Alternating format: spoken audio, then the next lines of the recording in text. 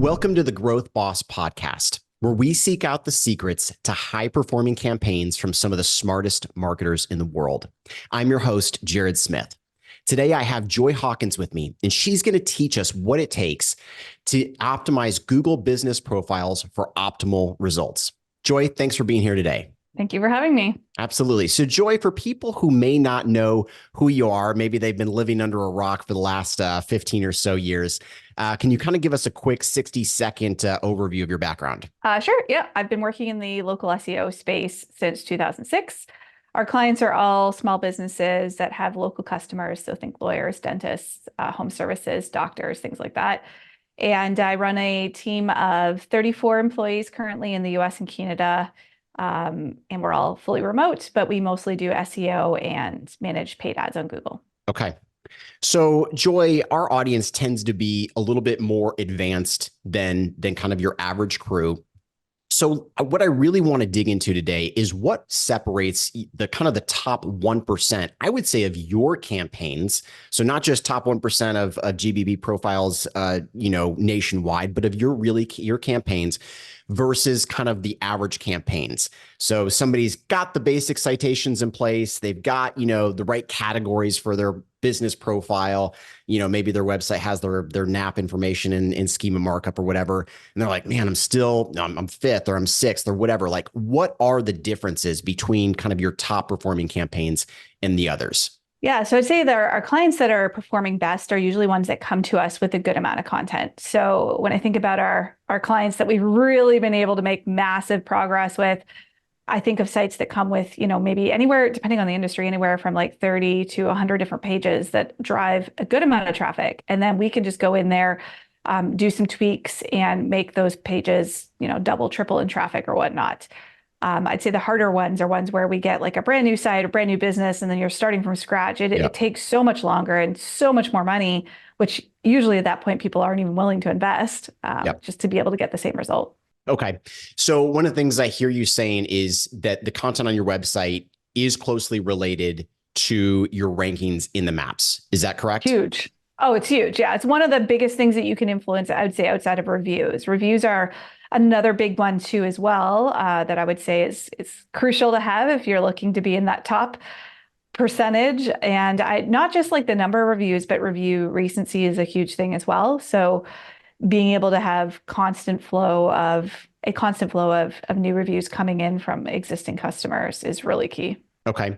And let's talk about the GBP profile specifically. Like, what are the nuances where you're like, hey, this kind of separates us from, a traditional business owner that may be managing their account? Yeah. I mean, honestly, I think that there's kind of a misunderstanding. A lot of what goes into ranking in the local pack has nothing to do with the Google business profile. There's only a few things you can do on the Google business profile that move the needle. So reviews, which I already mentioned, categories are a big one. And yes, depending on your industry, Google can come out with new categories. They launch sometimes up to like 100 new ones a year. So we keep track of those on the Sterling Sky blog. We have an article that talks about like every 2 months we update it and it gives you the new categories that Google's added. But there's a good chance that like a lot of people listening are not going to ever have a new category added in their industry because there's like 4,000 of them. Yep. So categories are a big one, making sure you pick the right one. They definitely contribute to ranking, and depending on your specialty, if you're a dentist, there's like 15 to choose from. So, choosing the right one is key. But again, that's a one-time thing. And then other than reviews, I would say the business name is stupidly a huge factor. Yep. So we definitely do a process where we rebrand a lot of businesses, like have them actually change their business name. Sounds ridiculous. Stupid thing to say in 2024, but here we are. I never would have thought that would have stuck on. I thought 10, 12 years ago when all the lawyers were changing their name to XYZ injury lawyers, I'm like, oh my God, Google's going to get smart about this. No, and just to be clear, this is literally the thing I used to do when I started in SEO. When Google Places first happened back in 2007, 2006, can't remember. We used to keyword stuff the hell out of the listings, and they would, rise to the top overnight. And we thought we were geniuses. And then that was before there was any guidelines where they said, hey, don't do this. Yeah. So it was totally fine, just to be clear. But that used to work like almost 20 years ago, Yeah. still works today. I'm not telling people to go shove a bunch of keywords in their title because that is theoretically against Google's guidelines, but rebranding is a totally legitimate way to get the best of both worlds. And it sounds like you really encourage that strongly, Oh, right? yes. Yeah. Okay. Strongly. Yes. We, again, have some big brands we work with where it's not feasible. But again, if it's possible, the ranking benefits are huge. It's also another thing that is a one-time thing that should be fairly inexpensive to do. So once the client kind of gets the basics in place, maybe do a little bit of a rebrand. Let's talk about citations. Obviously, they're important, but are there tools that you like to use? Obviously, there's a lot of different kinds of citation management tools. How many citations do you need to build for a business, and how do you kind of determine that? Honestly, for most businesses, we have a list of like 10. So Okay. there are exceptions to that. I'd say, for example, in the wedding industry, there are actually some sites that rank really well in Google. They get a lot of traffic. In legal, same thing. You go and you search for lawyers, you get sites like Avo and Justia and sites like that are worth being on because they rank on Google. But there's a lot of sites that we cut from the list. I think the one I was picking on was local.com or like sites like that. You put their sites into Ahrefs and you will just see over the last 5 years, their traffic has tanked. And that's the majority of citation sites. Put them into Ahrefs or some tool like that and look at their organic traffic over the last 5 years. And unless you see them ranking on Google, they likely don't matter for anything. Not only that, but your listing on their site likely isn't even in Google's index, which means it literally does nothing. So when we did some testing recently, I've actually got some videos coming out on our YouTube channel about this. We found that the majority of citations, and I say majority, like 90% and up, don't even get indexed. Mm-hmm. So you're paying all this money, they don't get indexed, therefore they don't do anything. So if you're going to actually invest anything in citations, make sure they're ones that you can get indexed or they won't do anything. And so would you go through the hassle of building those citations if you knew that you could get them indexed? You run them through an indexer tool, or maybe you link to them from, a couple blogs or whatever you have. Is it worth it? Or are you like, no, I mean, you really only need about 10 to 20. We're testing that right now. So far, it's so I haven't completely concluded this yet because we want to make sure we repeat the same result multiple times. I've repeated it twice. So far, it's saying yes, worth doing if you can get them indexed. But again, not something that you should keep doing forever and ever. It's like you build a bunch, and the number, just to be clear on how many we were building, was like 50. Okay. So we're like, if we get 50 and we are able to get them indexed, does it move the needle? I will clarify that the only thing we're seeing an increase on is organic rankings, not local pack rankings. So if you're looking for map pack or local pack rankings, citations so far, for all the tests we've done so far, have done nothing. Really? But they do move the needle with organic rankings. Okay. And do you like these citation management tools that are out on the market these days, or not so much? I try not to name names. Yeah. I would never go for one that has a reoccurring annual fee. Okay. They are almost never worth it if you're looking at calculating an ROI. And I say, if you want to evaluate an ROI, look at two things. Does the site rank anywhere? And does it get any traffic? Like, are you getting any traffic? For example, let's say I mentioned Avo, which is a legal site. Yep. Avo can send traffic to your website because it actually ranks on Google. So that would be worth doing. And then the other thing to check is a branded search. Do a branded search for your business name or your competitor's business name. Do you see that site ranking for a branded search? The answer is no. It kind of gives you your answer on how much value it is. It's not usually very, very high. And so this is true even in like really, really competitive niches. So my background before I got into e-commerce was personal injury marketing. And so that's why I kind of, view that as being one of the more competitive. I don't know. Is there a more competitive small business niche than personal injury? Oh man, I don't know. I love personal injury. It's actually my favorite industry that we have clients in. It's weird. I don't know. Maybe it's just my personality. I like competition. So, and I find that the opportunity for personal injury are so much higher. Like I find some of the industries that are hardest to get results in are some home service ones that there just aren't as many different queries to go after. Okay. So like locksmiths, roofing, Yep. stuff like that. I think with law, it's so interesting because there's so many things people could search on Google when they're injured, when they're going through this or going through a divorce or whatever. There's just a million different things that people can type in. So the content opportunities are endless, which is great for a marketer. And it's tougher in other industries where that is not the case. Okay. So you believe even in the really, really competitive niches, like 50 citations is really all you need. Keep it niche specific, but obviously get the main ones too. Again, if you can find sites that you Are can get relevant. indexed Yeah. above 50, I'd love to hear what they are. Okay. Because I have not been able to. And we're seeing again with some of these recent algorithm updates that Google's been doing, some of these directory sites are just tanking, like really tanking. Interesting. Okay. Next question I have is about city pages. Okay. So back in the day, 15 years ago, we'd create these city pages, rank for 50, 100 different cities kind of surrounding the main city we were targeting. Do those still work? Do you recommend them? Like, what's your view on those these days? They work phenomenally. They shouldn't work. I'm shocked. This is one of those things that, like, again, every time there's big core algorithm updates, I'm looking to see what's happening. And I'm like, one of these days, Google's going to hit service area pages. They work so well. And especially if you know how to do them right. The thing that makes them not work is if you are up against, so let's use personal injury lawyers since I have so many of those. Let's say you're in Orlando. If you create a service area page in Orlando and you don't have an office there, you're wasting your time. Right. You're probably not going to rank there. There's tons of Orlando personal injury lawyers that rank really well that have offices. And even in the organic results, you are at a disadvantage by not actually having a physical address. So I find usually smaller markets work really well. If you are a service area business like a plumber or a locksmith or a lawn care company or whatever, then service area pages tend to work better because there's not as much competition. There's not as many of those types of businesses. So you're not competing in the same way as like personal injury lawyers. So you really have to kind of do a search for, ask yourself, I guess, two questions. Like, what are you competing with? You know, are these sites that actually have an address in that location? And based on that, you can generally get a good sense of like whether it's going to work or not. Because there are some industries like dentists where we find they almost never work because there's a dentist everywhere. Like, doesn't matter how small the city is. They're everywhere. They're on every corner.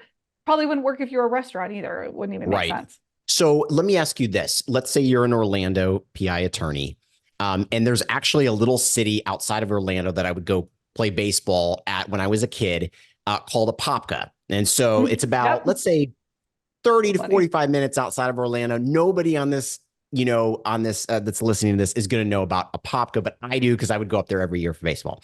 Small little city. Let's say it's like 10, 15,000 people. Like, hey, that could be a good one to target with, like, you write a page on your site. You're an Orlando attorney, but you're like, hey, we serve Apopka clients. Can do you find value in those types of pages? So funny. We literally just made one in Apopka. Oh, funny. I'm like, I actually know what that town is. Oh my goodness. That's actually a perfect example of where we have seen them work. Yes. Okay. Now that being said, again, I think it's a race when it comes to some industries. So it's like, you get it first, awesome. If you're number 20 to do this, not so awesome. Gaining ranking is, or I should say keeping ranking is easier than gaining it, right? So once you've got the spot, holding on to it is not as difficult as getting it to begin with. Yep. Okay. Very good. I want to talk about reviews a little bit. That seems to be kind of the biggest holdup. I would imagine for most SEO service providers, they're like, listen, we've got you the best citations. We've optimized your website. We've done kind of everything we can do. And now we need you to do the reviews. First of all, where do you feel like reviews are in, the top 5 most important factors? And what are the keys that you found for getting clients to, get them on a regular basis? They're high up there. Like, I'd put them for sure in the top 5. Okay. And I think it's one of those things that as an agency, you can't do a whole lot about. Like, you can and you can't, right? But you're kind of handcuffed. I can't force my clients to get reviews, nor am I going to go buy them for them. That's definitely a no-no. So, I mean, it's really on the business owner. And then also they've got to actually run a good business, because we actually have a couple clients where, I don't want to say they're bad business owners. That's a little harsh, but like, they get a lot of negative reviews, and obviously they're not fixing whatever the problem is that's getting all those negative reviews. And so they're struggling because we have them ranking, but like, they're ranking along with, they are the lowest rated business on Google. And it's like, how well do you think that's going to convert when somebody searches? It doesn't matter if you're ranked there. If you are the lowest rated business, that's a problem. So this is why fake reviews are such a big deal and such a problem. And people think that's the easy solution, but I would say no, running a good business. I mean, we can go down that road if you want to talk about that, but I think Google's coming up with some solutions for that will actually work. And we're seeing that. So I don't think buying reviews is the answer. I think running a good business is the answer. Okay. And are you able to share any tools that you've just noticed over the years, like, man, our customers use this and they run a good business, like they have good follow-up, procedures or whatever that really help that process? Yeah, so I'll be honest, most of our clients don't use a tool. They usually Okay. do it manually. We've had some that use tools. GatherUp is probably the one that we come across the most, Okay. but there's a lot of them out there. Podium, I've had a client that used Podium. They loved them. But honestly, I think that the key to getting a lot of the reviews is who's asking. So one of the clients of ours who's, I don't know, I think a $200 million home service business, they have their techs ask for the reviews. Love it. So if you're in my house, they incentivize their techs, which is fine by Google for the record. Yeah. So incentivizing your employees, our realtors do this as well. Incentivize their staff. If you get a review, you get X dollars, whatever, right? It works really well. Nothing works as well to get reviews as that. I love that. That's the strategy you should use. I was on a home service website actually earlier today, and right on their homepage, they have kind of the little stream of Google reviews, and they were getting reviews every day. And what I loved about it was every review had the tech's name in it. Yep. So it was like, exactly. Brian was awesome. Alex was awesome. Susan was awesome. I'm like, there you go. Those guys are likely incentivizing, which is I assume under the rules and is okay to do, right? Employees. Yeah. So I'll give you another Yep. example. Me and my colleague actually had breakfast the other day at a restaurant, and the waitress, who's lovely, is the one that we're interacting with. And she gives us a little card with QR code. And she's like, I'd love it if you could leave me a review. And she wrote her name on the card. So same thing. I scan the QR code while I'm sitting there on my phone, leave her a review, mention her name. She's probably getting some type of bonus for that. Absolutely. For sure. Why else would she care? Right. Yep. But I'm like more than happy to do that because she was awesome. She took great care of us. And that's the thing. You got to use your employees. So I think that your employees are your secret weapon. Use them, give them a reason to care. Okay. I love it. So one of the things that has come out in the DOJ testimony with Google and in the recent leaks that just came out over the weekend is the importance of click data with Google. Talk to us a little bit about what you guys have noticed with users clicking, not clicking, CTR stuff with GBP. It 1,000% works. I will tell you this. I'm so confident. I'm willing to say that. Like there's some things where I'm like, oh, in our experience, no, like it is a ranking factor. Like I know the leaked documents that just came out about Google are now also talking about how CTR is a thing and Google has lied to us and all this stuff. I'm like, guys, it's been a thing as long as I've known, like for years. Yeah. So I've absolutely messed around with this.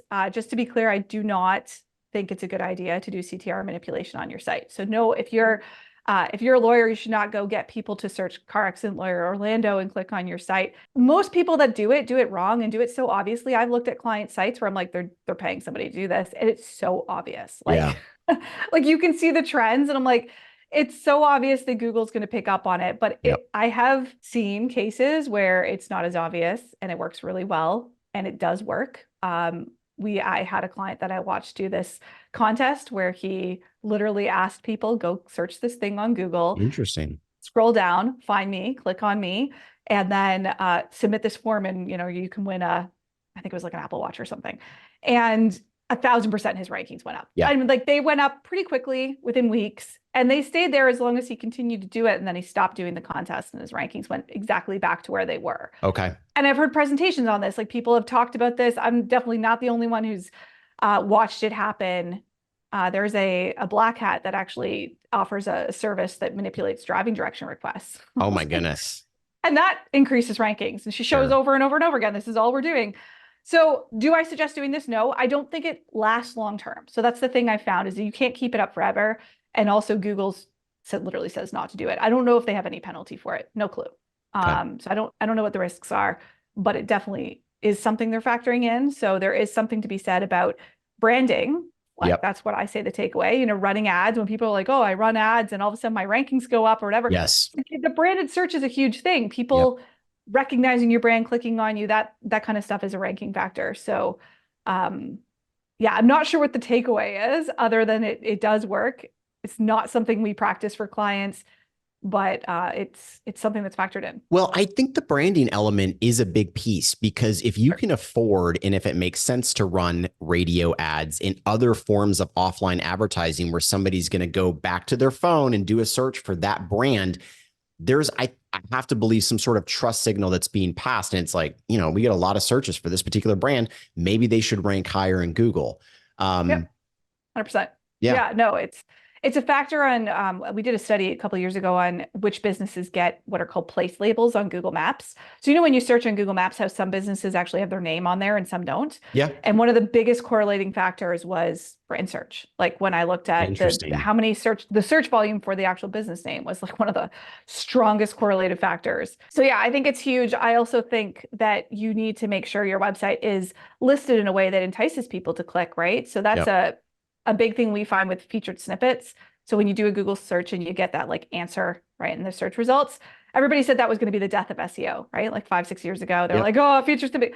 Oh my gosh, the opposite could not be true, like more true, because we see when we take over featured snippets for clients, like their traffic goes through the roof. Absolutely. So you want those.